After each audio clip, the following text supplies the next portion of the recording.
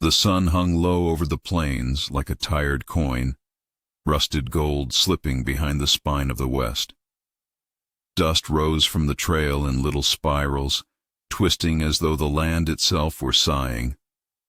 A letter rode in Clara May Hollis's lap, worn, soft at the creases, the paper gone near transparent where her fingers had lingered too long. The ink bled slightly, as if even the words themselves were unsure they belonged to her. She read them again, though she could have recited them by heart. Dearest Clara May, I await you in Sweetwater, Wyoming. This land is lonesome but wide, and I believe a woman like you might fill it kindly. I ain't much of a poet, but I hope to be a decent husband. I will meet you when the stage arrives. Yours in earnest, Elias Cole. She read that last line slowly. Yours in earnest. It had sounded like salvation once. Like maybe there was someone out there who didn't care that her waist outpaced fashion, or that her hands were calloused from years tending her father's shop after her mother passed. A man who didn't look at her like a burden to be borne. The stagecoach jolted. Clara clutched the edge of the wooden bench, pressing her other hand over the locket around her neck. Silver, slightly tarnished. Inside, a sketch of her mother, drawn by a traveling artist years ago. That locket had weight, not just from the silver, but from the memory tucked inside it, of a woman who'd once told her, softness is not weakness. This world needs tenderness to survive. Now she was being mailed across the country like a parcel. A mail-order bride, sent, perhaps, to be tolerated. The others in the coach had made small talk. A young widow with sun-hardened cheeks, a boy headed to join. His uncle's mine, but Clara had kept mostly to herself. What could she say? That she was terrified? That Sweetwater might chew her up the same as back home? That the man she was to marry had never seen her face? The wind moaned as the coach finally crested the ridge. The driver spat to the side and called out, "Sweetwater below, folks! Home stretch now!" Clara leaned forward, peering through the grime-streaked window. A town huddled in the basin like a secret. Just a few buildings, a saloon with tired windows, a general store, a church, with a tilted cross and rows of clapboard homes scattered like dice across the land. Everything looked sunburnt and permanent. Her pulse skipped like a rock on water. She straightened her skirt, pulled her shawl tighter. Her boots were dusty, her hem slightly frayed. She smoothed her hair. Whatever happened, she would not beg. She would arrive proud, the way her mother would have. The coach pulled in with a creak and a groan. People on the porch turned to look. Some leaned forward, some whispered. Clara stepped down, her hands trembling only slightly. She blinked into the light. A man stood near the water trough, arms crossed, hat pulled low. He was lean, youngish, maybe early 30s, with a sun-toughened face and a scowl that seemed carved into it. His clothes were work-worn, his boots scuffed, and his eyes, when they finally rose to meet hers, were not kind. She took one step forward. He took one back. He stared at her like she was a problem someone had left on his doorstep. "You're Elias Cole?" she asked, her voice soft but steady. He didn't answer at first. His eyes dropped, dragging over her frame like something heavy. Then, with a low breath, he muttered, "Didn't figure you'd be like that." Clara felt the words strike, dull and deep. Her stomach clenched, but she didn't flinch. She'd heard worse. Just not from a man who'd called himself hers in earnest. Elias turned and walked away. No explanation, no apology, just boots crunching over dirt until he disappeared behind the saloon. A few onlookers chuckled. A woman on the porch leaned over to another and whispered, not quietly enough. A boy laughed and pointed. The coach driver, already unloading another bag, looked at Clara with pity, then looked away. She stood there a while, unmoving. The locket grew heavy against her chest. Her fingers itched to run, to scream, to shrink herself down to nothing. But she stood. The wind tugged at her skirts. Her cheeks burned. She picked up her satchel, one old bag with her entire life inside, and walked toward the general store. The door creaked when she entered. Behind the counter was an older woman with gray curls pinned under a bonnet, her face lined like tree bark, eyes keen and still. "Miss Hollis, I presume," the woman said. "You'll want a room. Upstairs is clean. We don't take kindly to drunks or cruelty in this shop. You're welcome here." Clara nearly wept at the simple kindness. "I'm Nettie," the woman said, and her voice, though rough, felt like a quilt pulled over cold hands. Clara followed her up the narrow stairs. The room was small, bed, basin, one window looking out over the street. She dropped the satchel on the floor and sank onto the bed, lacing her fingers over her skirt to still their tremble. Outside, the town breathed around her. Life went on. Someone hammered wood across the way. A piano tinkled faintly from the saloon. A dog barked. She opened her satchel and pulled out a small journal. Pressed between the pages was the envelope from Elias. She stared at the handwriting. It had felt like hope. Now it looked like betrayal in ink. She didn't cry. There were no tears left for a man who hadn't even offered a farewell. Instead, she rose and opened the window. The prairie wind rushed in, tugging at the lace curtain. She closed her eyes, inhaled deeply, and whispered her mother's name. Her voice cracked, but she did not break. In the glass reflection, she caught sight of herself. Cheeks flushed from sun and shame, jaw clenched, shoulders squared. "I won't go back," she said aloud, as if daring the wind to carry her words to the past. In the street below, life continued. Elias strolled past the window, not glancing up. He laughed with a friend, said something that made the other man bark out a cruel kind of laugh. Clara watched them, then turned away. The room smelled of lavender and old wood. She unpacked her things, a book of poems, her mother's shawl, a tin comb, and set them gently on the nightstand. Then, from the corner of her bag, she pulled a small wooden box. Inside was a packet of seeds, marigold, forget-me-not, and rosemary.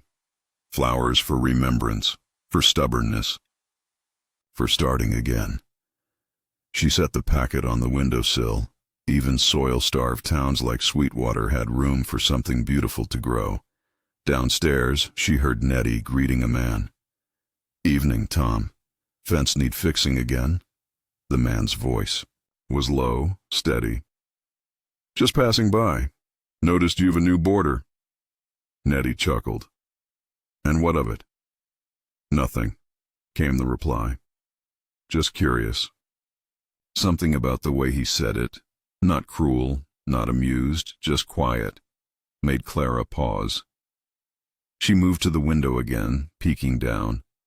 A man leaned against a post outside, broad-shouldered, wearing a brown coat dusted in trail dirt. He didn't look up, just tipped his hat to Nettie and walked away. He didn't leer, didn't laugh. He simply walked like a man who'd seen enough of the world to carry silence like a friend. Clara turned from the window, heart oddly steady. She didn't know what tomorrow held. Maybe more whispers. Maybe nothing at all. But she had planted herself in this town, and roots, once laid, do not pull easily. The locket warmed against her chest as she sat down at the little desk, and for the first time in a long while, began to write not to escape the world, but to face it. Each morning began with silence, not the empty kind, but the listening kind, the sort that waits before the dawn decides whether to break. Clara May stood by the upstairs window of Nettie's store, hair still braided from sleep, her nightgown dusted with the gold light of early sun.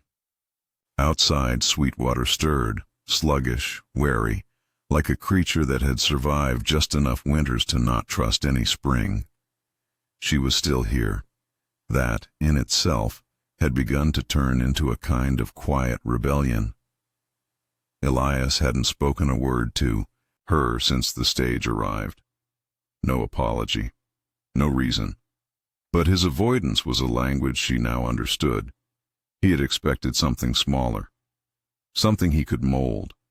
What he found instead was a woman shaped by years of grief and grit, by the soft burn of endurance. And he had flinched at her fire. She had not flinched back. Instead, Clara stayed. She swept Nettie's shop each day, sorted dry goods, wrote names in the ledger with neat loops.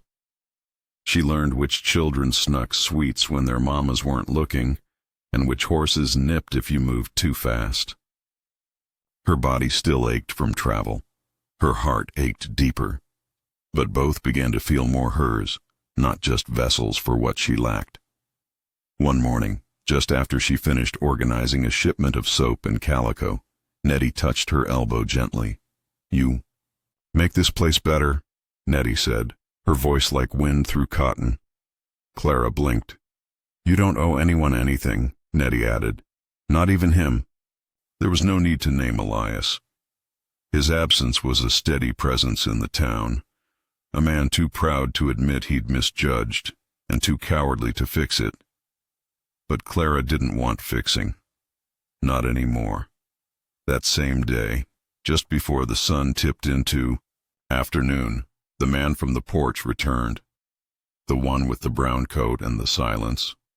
He stepped inside quietly, boots echoing softly against the wooden floor. Clara glanced up from behind the counter.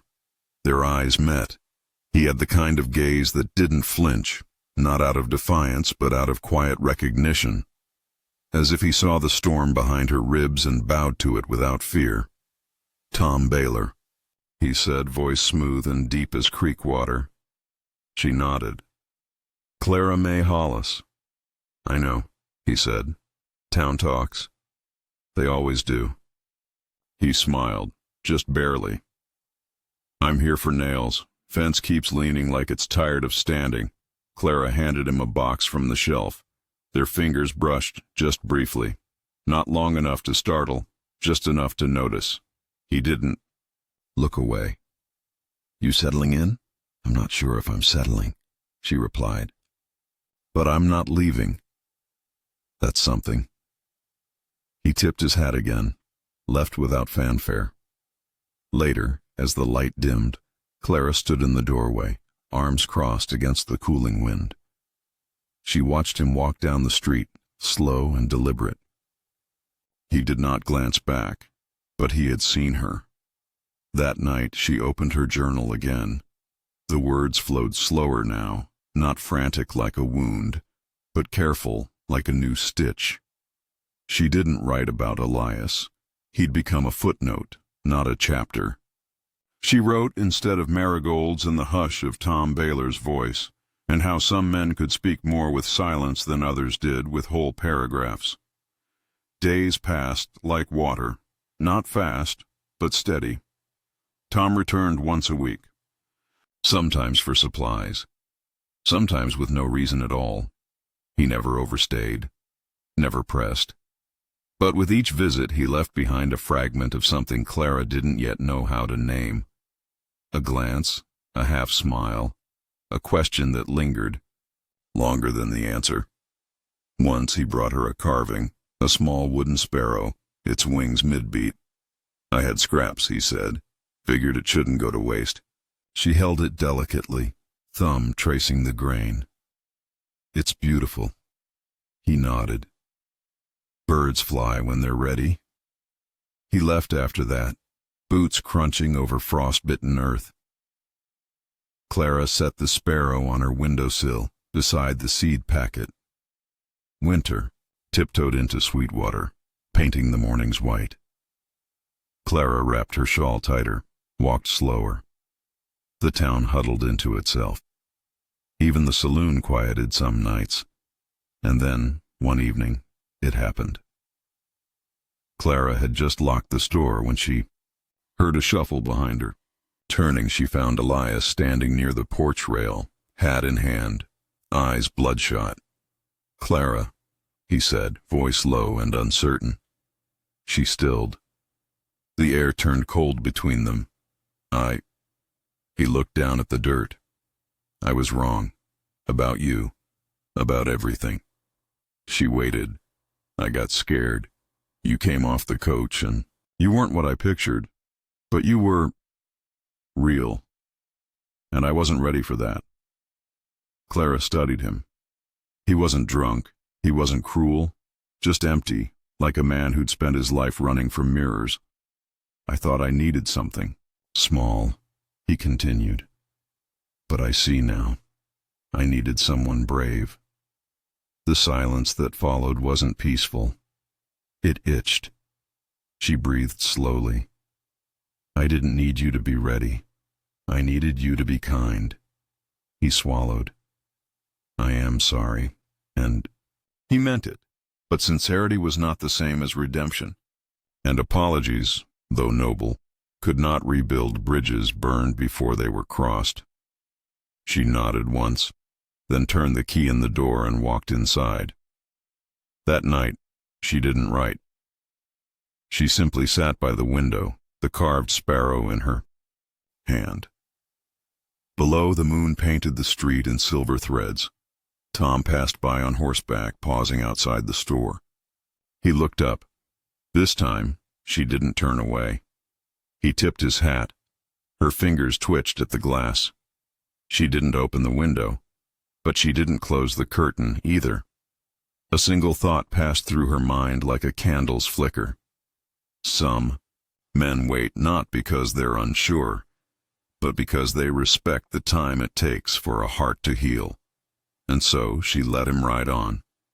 The sparrow perched beside the seed packet. Snow was coming, but spring would follow. The snow did not fall all at once. It arrived the way grief does, quiet, unwelcome, and persistent. A dusting first, then a thickening, until Sweetwater lay under a hush of white, the road softer, the voices lower. Smoke curled from chimneys like long-held sighs.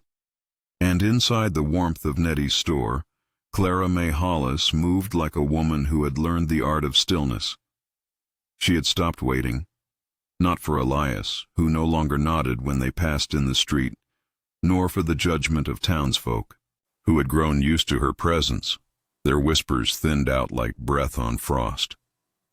Clara belonged now, not because she was claimed, but because she endured. And in that quiet endurance, something else began. Tom Baylor continued to come by. Never often, never expected. He arrived the way snowfall did, gentle, unannounced, leaving traces. Once he brought her a tin of spiced apple preserves. Another time, a folded map of the nearby canyons, hand-marked with a trail he thought she might like come spring. He never lingered. He never asked for more. But his eyes, dark and steady, told her he noticed everything. They rarely spoke of the past. Clara didn't need him to ask about Elias, and Tom never brought him up. What bloomed between them was not built on wounds, but on the soil made rich by surviving them. Kindness was their currency. Space was their gift. One day, as February spilled into March, Clara found herself sweeping the porch when Tom rode up and dismounted. He held something behind his back. "A peace offering," he said, a faint smile on his lips. "Though I reckon I've done nothing wrong." Clara quirked an eyebrow. "What is it?"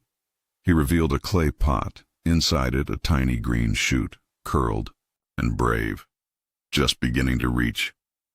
Clara's breath caught. "Marigold," he said. "Started it in the shed last month.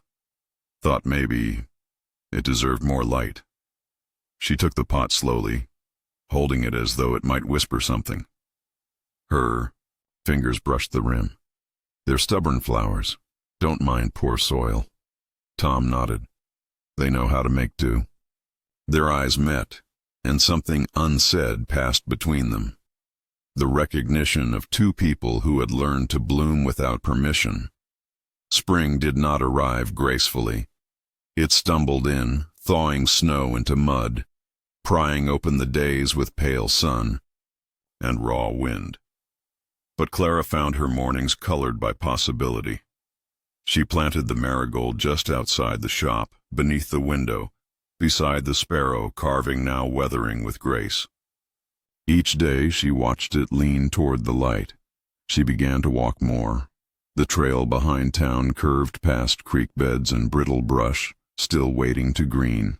Tom joined her once at a distance, letting his horse walk slowly beside her.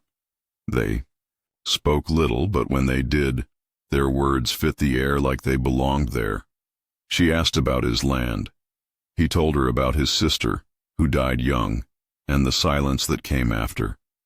She spoke of her father's store, of her mother's humming, of how loneliness changes shape depending on who you're near. Tom listened like a man who valued echoes. And Clara spoke like a woman learning her voice again. One evening, as dusk melted into a smoky lavender sky, they sat side by side on a fallen log. A coyote howled far off. The wind was cool and kind. Tom didn't touch her, but his nearness felt like shelter. "I thought I came here to marry a stranger," Clara said softly, tracing her thumb over a knot in the wood. "But maybe I came to find something else." Tom turned to her, quiet as always, eyes unreadable, but open. "You don't owe this place your heart, but you've given it roots." Clara smiled, faint and real. "Roots grow slow." He nodded. "The strong ones do." They sat there until the stars began to blink awake. Later that night, back in her room, Clara opened the locket once more. Her mother's face, fading now from years of wear, smiled up at her. She pressed her lips to the silver and set it gently on the bedside table. Her journal stayed closed. There were moments too fragile for ink. Spring uncoiled fully in April. The marigold bloomed, stubborn and bright, its petals catching sunlight like gold coins. Children stopped to point. Nettie pretended not to smile when she watered it. Then one afternoon, Elias walked into the store. Clara's hand stiffened around the broom. She turned. He looked thinner somehow, humbled. "I'm leaving," he said simply. "Got work farther west. Cattle job." She nodded once. "I never meant to hurt you," he added, voice low. "You did," she replied, calm. "But I healed." A pause. He looked at the pot by the window, where the marigold reached proudly skyward. His eyes lingered on the carving, now bleached by sun and rain. "She deserves better than me," he said, more to the flower than to her. Clara said nothing. He left without asking for forgiveness. That evening, Tom arrived with 2 mugs of warm cider. No gifts. No talk of Elias.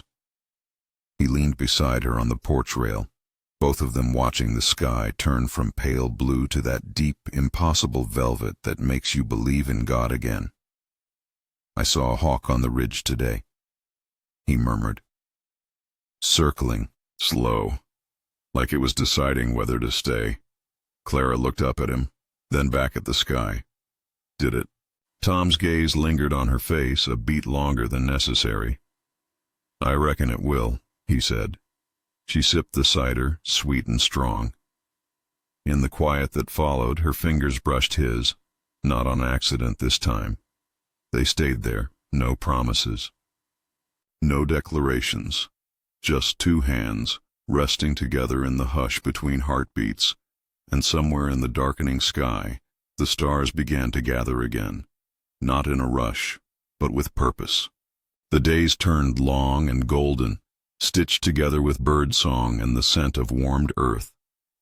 Summer passed not with fireworks or thunder, but with the soft rustle of wheat and the lazy sway of clotheslines. In Sweetwater, people began speaking, in softer tones, as if the heat had tamed their tempers.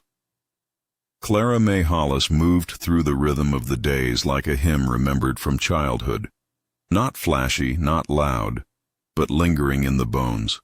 By August, the marigold had multiplied. She'd planted more near the store's foundation, their bold blooms nodding like sentries. Folks started calling them Clara's Flames. Even Nettie began collecting seeds in paper pouches, passing them to customers with their bread or nails. Tom Baylor came often now. Not every day, that wasn't his way, but with intention. He brought Clara smooth river stones, whittled spoon handles, once a basket woven tight with red willow. Each offering was quiet, useful, made with hands that had learned patience. Still, no promises had passed between them, no confessions. It was not their way. What they built was quieter than courtship, slower than a kiss, but it rooted deeper. The harvest fair was marked on every calendar in Sweetwater, even the dust-blown one by Nettie's till. Come mid-September, the town gathered. Rough men cleaned up, mothers sewed ribbons into daughters' braids, pies were judged, lanterns strung like fireflies. Clara had never seen such a thing. She'd helped stitch bunting, poured lemonade, watched the townsfolk prepare with the reverence of those who had survived another cycle of toil. "You'll come?" Tom asked one dusk, standing beside her as she watered the marigolds. "If I can find something not stained with flour or ink," she replied, lips curling. Tom only looked at her, long enough that her pulse danced a little. Faster. She found a dress in the back of Nettie's storeroom. Not new, but sky blue and well-loved. She washed it 3 times, pressed the sleeves, and when the evening came, pinned her hair up with an old silver comb that had once belonged to her mother. As she stepped into the lantern glow of the fairgrounds, there was a brief hush in her chest. Not from nerves, but from the wonder of being seen.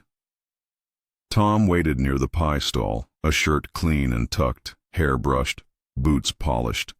When he saw her, he didn't speak. He just held out his hand. They walked the fair like that, fingers interlaced, saying nothing grand. Clara tasted roasted corn and sweet molasses. She watched children bob for apples, their shrieks bright as morning birds. She and Tom danced once beneath the lanterns, slow and steady, her head near his shoulder. No one stared anymore. They were no longer a question. Later, under the clear dome of night, the harvest moon lifted over the ridge, heavy and golden. It hung low, like a secret shared only once a year. Tom led her toward the edge of the fairgrounds, past the laughter and lights, to a small rise above the town. There, he paused, taking something from his coat pocket. A ribbon, soft, deep green, frayed at one end. Clara looked at him. "It belonged to my sister," Tom said, voice even. "She used to wear it in her braid. She said it meant stay when she tied it to something."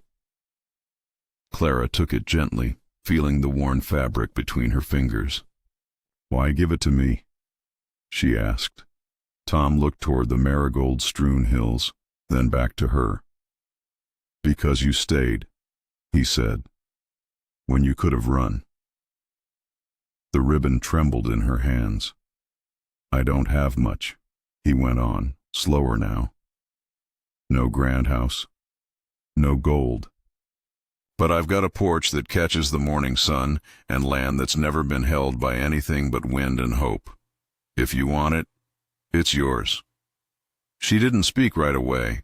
She looked at the moon, huge and full, like a breath held, too long, and then at him, this man who had never asked her to change, never weighed her in the same shallow scales as others had. She tied the ribbon around her wrist, and for a long moment neither of them moved. Clara breathed out, deep and slow. "I don't want a love that needs proving," she whispered. Just one that shows up. Tom nodded. That's the only kind I know. She stepped closer. His arms came around her not like a cage, but like an answer. They stayed like that long after the music faded, long after the lanterns dimmed. Just two souls beneath a generous moon, the quiet between them no longer hollow, but whole. The next morning, she returned to the store before dawn.